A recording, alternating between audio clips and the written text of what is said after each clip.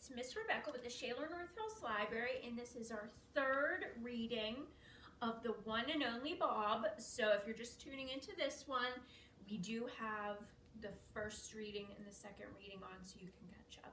My friends, The One and Only Bob by Katherine Applegate. And this is the sequel to The One and Only Ivan, which is just amazing, and the audio is available through Hoopla right now. Here we go. You ready? Okay. Puppy eyes. It's mid-morning, still pretty early. There aren't many visitors around yet. We've got a meeting in 20, George tells a couple workers, Hank and Sonia, who groan. Just a quick one, going over contingency plans one last time in case there's any flooding. During the last hurricane, a small part of the park flooded, mostly near Reptileville. George helped move cages. He came home smelling like cottonmouths and copperheads. It was all I could do not to barf. Weather Service just issued a tornado watch, Hank says. I thought we were having a hurricane, Julia says. We are, Gus, but sometimes tornadoes are spawned during hurricanes, George explains. Julia frowns. But a watch means maybe, not for sure, right? Yeah, but you want to head home, George says, just in case.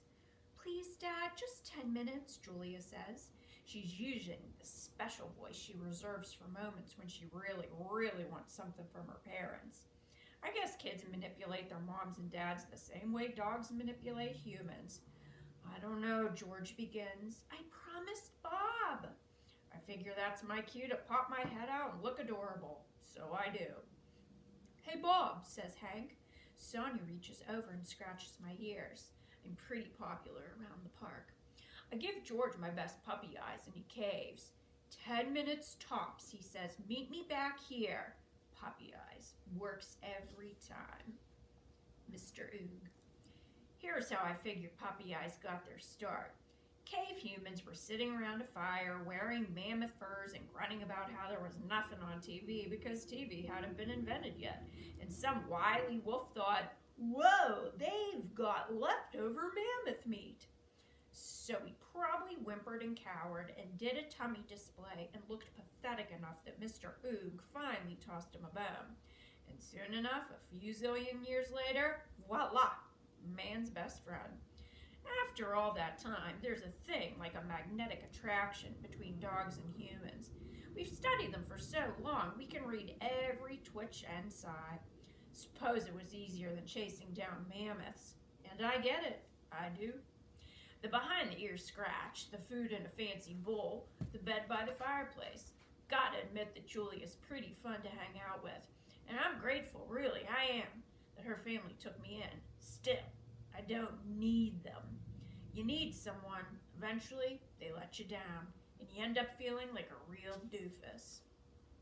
The park. As Julia walks, a sneak peeks out of her backpack like I always do. We pass the meerkat family poking out from their den holes like a whack-a-mole game they used to have at Max Mall. I see the flashy flamingos with their one-legged balancing act and the terrifyingly beautiful tigers. Even their cute cubs give me the willies. Families, I've noticed, take a lot of different shapes. Jim and Joe, the penguins, adopted an abandoned egg, and they are the sweetest doting parents you ever saw. I see it with humans at the parks, too. Families of all shapes and sizes and colors and genders, and yep, they all seem to do just fine. We round a corner past Sea Otter Alley. Oliver and Olivia are floating calmly on their backs, holding each other's paws. It's pretty adorable, I have to admit.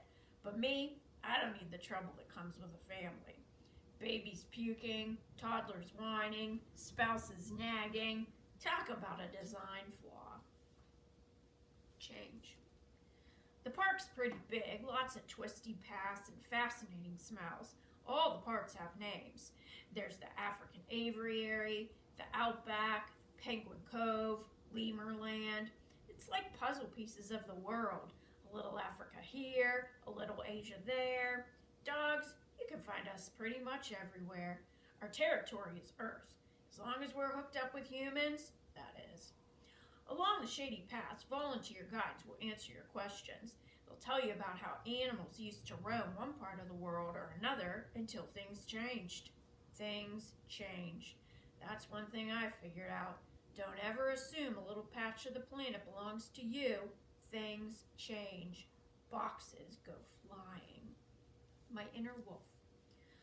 On our way, we always stop by the wolf habitat. Julia loves wolves, probably because they remind her of me. You have to look hard, maybe squint a little, but if you try, you can catch a hint of my inner wolf. It's in the eyes, mostly. Also in my distinguished profile. I dream I'm a wolf sometimes, and when I wake up, I'm panting and my fur's on alert, and I'm feeling, yeah, the world could hurt me, but I could hurt the world right back even harder. Like there's a dangerous, hard part of me chained inside, struggling to go free and just, I don't know, get even. Then I go see what's for breakfast. Kimu. There's a gray wolf at the park who makes me a little jittery. Jittery as in I sometimes worry he might like to eat me. His name is Kimu, and we struck up a conversation when a mutual acquaintance of ours, a mockingbird called Mitch, introduced us one day. Like Nutwit, Mitch lives and likes to taunt me because I'm domesticated. Give me a lot of grief about how free he is, soaring stringless over the whole town. I'm not the only one who's pampered, I said one day. I mean, look at Kimu. He's not exactly running wild. As soon as the words were out of my mouth, I regretted them. And when I looked at Kimu's, I could kill you with one quick bite expression. I really regretted them. In any case, I said, moving the subject along, I've lived wild. It ain't a picnic for a dog. What was it like? Kimu asked. He moved closer to the edge of his domain. He had a strange odor, intense and scary, and a little bit intoxicating. Well, I was just a pup, I said, abandoned by the side of the highway. Kimu was listening intently. Must have been tough. All I could think of was food, water. I didn't like the catch in my voice. Al got me. Those guys are fierce, Kimu said. Can't hear them coming. I know, right? I relaxed a little. I hate owls, said Mitch. Hate 'em with a passion. They eat birds, you know. So do wolves, said Kimu, giving Mitch a meaningful look. So were you wild once? I asked Kimu. Never. Born and raised in captivity. Suzu over there? She was. She told us stories that would curl your fur. Honestly, it's nice to have a roof over my head. It's tough out there, man. Really tough. I suppose. I looked at him and for the first time wondered if I really did have any wolf in me. He was a majestic animal with teeth that could shred a tree trunk. I'm also majestic, but more portable, with teeth that could mangle a pencil with enough time and effort. Hey, Bob, Mitch said, do dogs howl the way wolves do? Of course we do. So let's hear something. A duet, maybe. He fluttered his wings, revealing startling patches of white. Do you know, talk to the animals? They play that on the carousel. Go away, Mitch, said Kimu with just the right amount of menace in his voice. Come on, just a little howling. Pretend there's a moon. Pretend you're free. Pretend... Kimu growled, and so did I. He was pretty impressive, guttural, deep. It spoke of death and dismemberment and all kinds of unpleasant bird nightmares. I growled, too. It spoke of, me being mildly peeved. Still, Mitch got the message.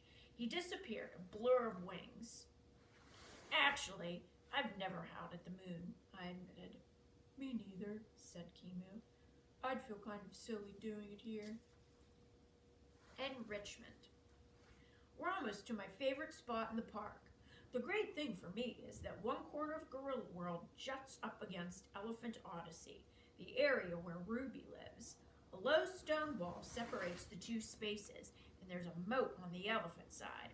The sections connect like two slices of pie, and my secret spot is right at the center, where I can hang out with my crew.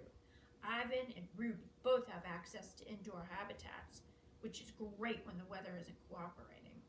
The indoor space for the gorillas ain't bad. I call it the Gorilla Villa. It has tons of ropes and hammocks and branches to climb. Humans watch through a thick wall of glass while the young gorillas run around like kids at recess. But whenever Julie and I visit, we can almost always find Ivan and Ruby outside. We trudge up a little rise, though it isn't much of a hill. We live in a pretty flat part of the world. From where I can see just about everything, the park, the parking lot, the creek. Far beyond that, every now and then, I can even catch a glimpse of the ocean. My secret place is a little hard to get to, right near the keeper's shed, nicely hidden by trees and bushes. Under a big magnolia tree, there's a bench shaped like a gorilla holding out his arms. Julie likes to sit there and draw. Sometimes she does her homework, which smells like frustration with a hint of eraser. Whenever I visit, Julia props me up on the stone wall that separates Ruby's world from Ivan's. Visitors can't see me, and the keepers pretend not to see me. If they caught any other dog there, he'd be out in a heartbeat. But Ivan and Ruby and I have a history. I make them happy. I'm what you might call enrichment. At the park, they try to keep the animals engaged with surprises, challenges, and changes to their environment. That's what enrichment is all about. The gorillas get watermelons to demolish and boxes to hide in and markers for drawing. The elephants get sprinklers and flavored water and elephant-sized rubber balls. Not exactly like a day in the real jungle, of course, but the keepers try as hard as they can to make life interesting. For Ivan and Ruby, I'm the ultimate enrichment. I'm their best pal. Walls and bad guys. Julia takes me out of her backpack and I settle onto the wide stone wall. It's my favorite place on the planet because it means I can see Ivan and Ruby, but I also kind of hate it. Walls will do that to you. Ivan, being Ivan, is a mellow kind of guy. Takes the good with the bad, only gets angry when he really needs to. When I complain about the walls at the park, he says, "Walls keep the animals in, but they also keep the bad guys out." Of course, gorillas don't have a whole lot of bad guys to deal with. Elephants either, so humans step in to fill the void. Dogs? Sometimes it feels like we have enemies galore. Everyone wants a piece of us. Humans treat us badly. Cars really have it in for us. We even get eaten by coyotes, which is kind of like having your cousin invite you over for dinner, then inform you you're the main course. Although I'd probably just be an appetizer. Anyways, after those 27 years stuck in a mall, Ivan is one of those glass half full kind of guys when it comes to the walls surrounding him.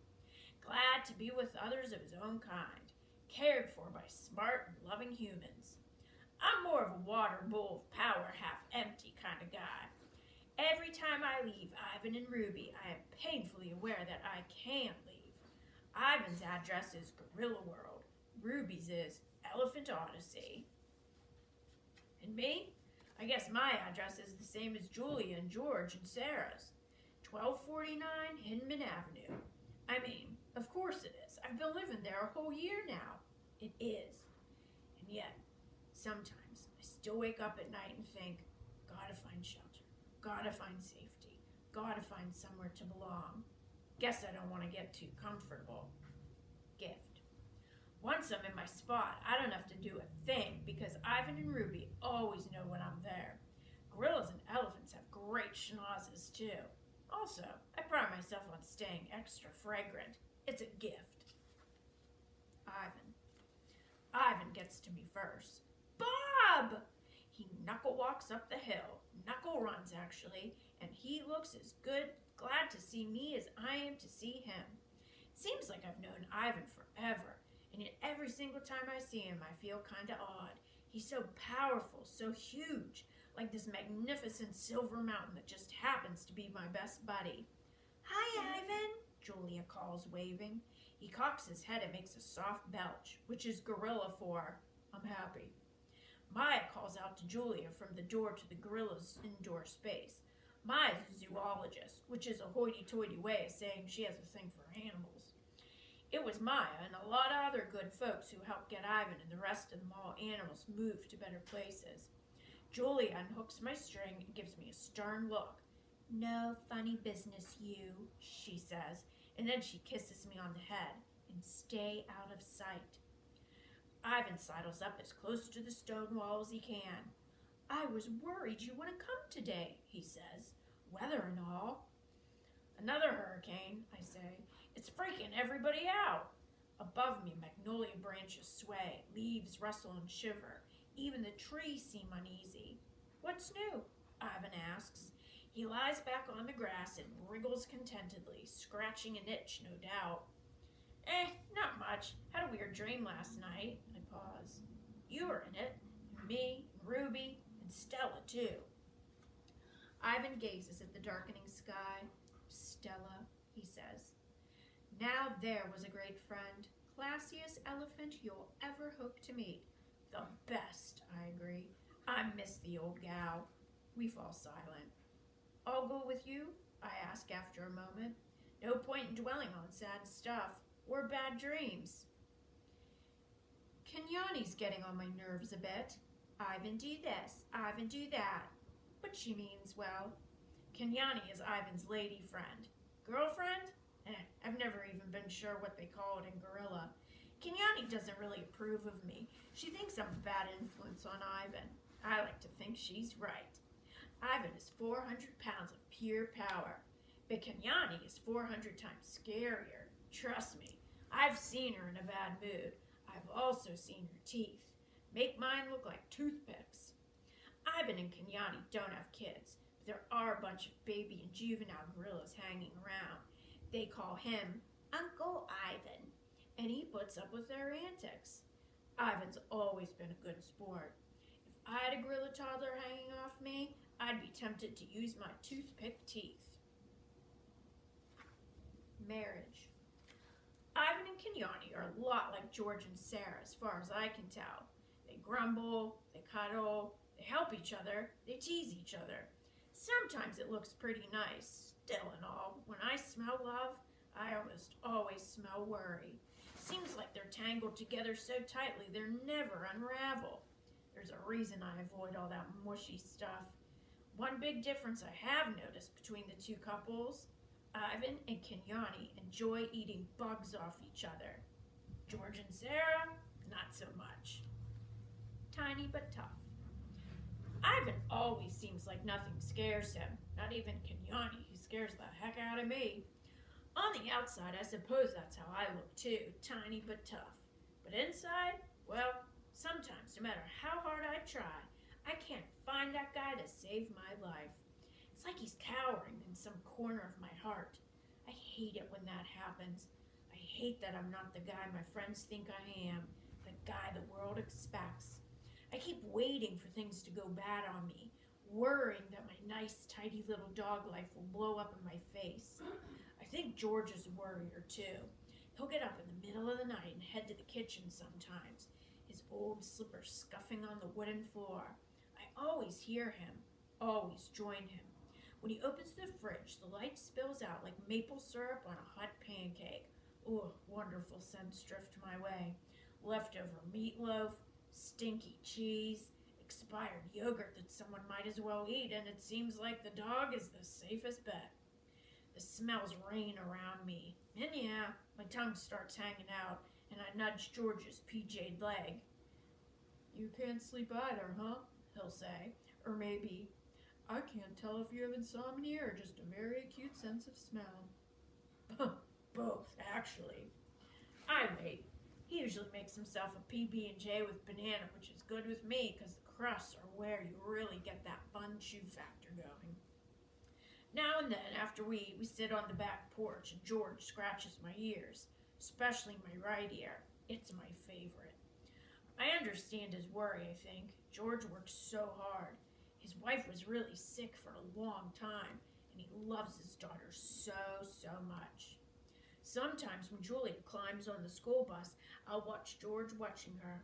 All that caring and concern is painful to smell, especially the briny scent of the stray tear will flick aside with the back of his hand like sea spray. More than once, George and I have dozed off together. That's the best kind of snooze, if you ask me. Good, warm, safe in someone's arms sleep. Not talking. Often when I'm with Ivan, we don't even bother talking. We just look out at his domain, at the green grass and the crazy babies and the swaggering juveniles and the hard-working females, and we think of nothing and everything. When you've been through the worst with someone, you appreciate the best. That's why sometimes when he says, "Hey, Bob," it's enough for me to say, "Hey, Ivan," and then we just listen to the palm trees rustle and watch the sawgrass sway. Brave. Once, when we were still at the mall, I told Ivan how brave I thought he was, the way he put up with everything that had happened to him and never stopped being a good guy. Ivan just looked at me, cocked that big old head of his, nodded a bit.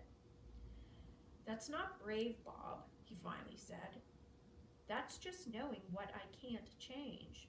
"I call it brave," I said. "I call it crazy brave." Ivan held a browning banana up to the light, like it was the most beautiful thing he'd ever seen in his long gorilla life.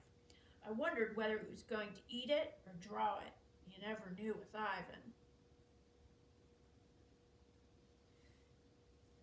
"Seems to me there are lots of ways to be brave, Bob," he said. A tiny mouse named Eek skittered across his cage floor. "Hey, Eek," said Ivan. "Just checking for crumbs," she said nervously, because she always sounded nervous. "Dibs on all the leftovers," I reminded her. She looked so terrified that I relented. "Over there, behind the tire, old Carrot Top." "Respect, Bob," she said, scampering off.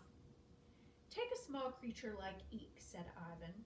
He scratched his chin with the end of the banana. He did that when he was in a philosophical mood. "Maybe brave for a mouse is different from brave for me or brave for you." He looked at me fondly. "You're the bravest dog I know, pal." "I ain't brave." I chewed on my tail, avoiding his gaze. "You are, Bob, untamed and undaunted," said Ivan, and he chomped off a hunk of banana. He offered the rest to me, but I shook my head. I wasn't feeling hungry. Also, it was mostly just peel. "That's just my shtick, my routine." I hesitated. "I mean, sure, I'm tough compared to, say, Eek, but that's setting the bar pretty low." "You're too hard on yourself sometimes, Bob." I met his eyes. He had these dark brown, deep-set eyes, really kind ones. Eyes that make you want to admit things, confess to your failures. "Once, when I was little, just a pup, I did something." Ivan waited patiently. Ivan is the king of patience. I felt myself dashing into a dead-end tunnel I couldn't escape. I didn't want to go there, not even with Ivan. Never mind," I yawned. I do that when I'm anxious. I'm rambling. "Bob," Ivan said. "You okay?" You know me, Ivan. I'm always okay. Always." I slipped away before he could ask me anything more. Ruby.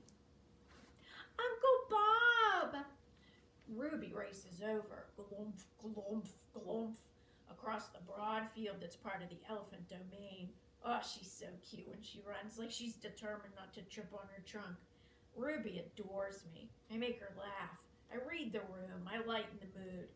I gotta admit, I am kind of adorable. When I'm with Ivan, I think, "Pal, we've been through a lot, you and me. We are survivors." When I'm with little Ruby, I think, "Girl, look at you.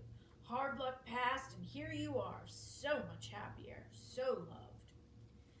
Ruby, like Ivan, was plucked from Africa as a baby. She ended up in a circus that went bankrupt, then got shipped off to Max Mall. Ruby was taken in by dear old Stella. When Stella passed away, Ivan stepped in to play, well, elephant dad, I guess. I did my part too, not because I felt like I had to. It just made life easier. Elephant toddlers are a handful. You think humans are bad? Try putting a 200-pound baby elephant in timeout. Ruby's family. Little Ruby seems much more content at the park surrounded by her new herd. Old and young and in between, they spoil that adorable pachyderm like you wouldn't believe. She deserves every minute of it. Kid had a rough start. Seems elephants hang out in packs of females. Now that she's at the park, Ruby has adopted sisters and aunts and grandmothers galore. In the wild, the elephant guys head off once they're old enough and do their own thing. Sometimes I lose track of who's who among the elephants because they're always taking mud baths, scrambling their smells. By the way, what kind of animal actually likes baths? Mud, sure. Ivan's art. Hey, how's it going, girl? I call to Ruby as she stops near the moat edging the wall. I had a cantaloupe for breakfast, Uncle Bob, and it was yummy, and then I took a mud bath. She pauses to take a breath. Do you want to hear a new dog riddle, Uncle Bob? Of course I do, I say, and I catch Ivan's amused glance. What kind of dog is always on time? Asks Ruby. You got me, Ruby. I'm totally baffled, befuddled, bewildered. What kind of dog? A watchdog, Ruby exclaims. Watchdog? Get it?